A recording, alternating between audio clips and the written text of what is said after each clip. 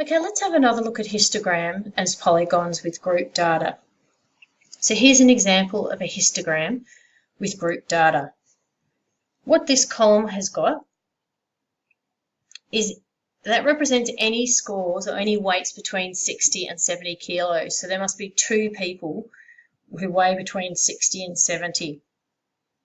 Here we have got 5 people who weigh between 70 and 80. We've got 9 people that weigh between 80 and 90. This bottom column I would like you to look at carefully. This is how we like to teach how you do it.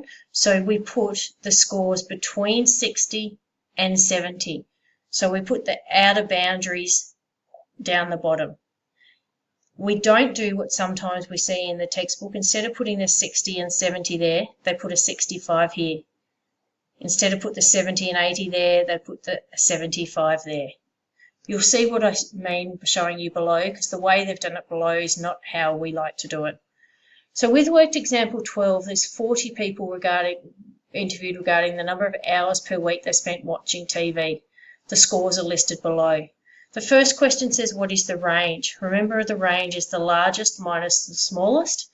So in there, we can spot a score of 29, which is the largest. We can spot 5 hours, which is the smallest, so the range is 24. There's a big range here, so we're going to put it into grouped data. So anyone that watches between 5 and up to but not including 10 hours of TV. Anyone that watches between 10 and up to but not including 15. So we've got them in groups of 5. This column here just tells us the middle of the group. So the middle of 5 hours to 10 hours is 7.5. The middle of 10 to 15 hours is 12.5. At the moment, we don't really need this column. So if I looked up here and did my little tallies, I would have tallied that there was 9 people who watched between 5 and 10 hours, 7 people 10 and up to but not including 15, etc. Now, how do I put this into my histogram? I make sure I have a heading. Yes, I make sure I label my axes, frequency and number of hours of television watched. This is what I was talking about before. I don't want us to do this. I don't want us to put the middle score. What I want us to do here, this would be, so we had 9 people that watched. We would put 5 there and we would put our 10 here. So this column represents the people who watched between 5 and 10 hours. This column here represents the people that watch between 10 and 15 hours. This column here is the people who watched between 15 and 20, and let's check. That goes up to 10, and yes, 10 people watch between 15 and 20.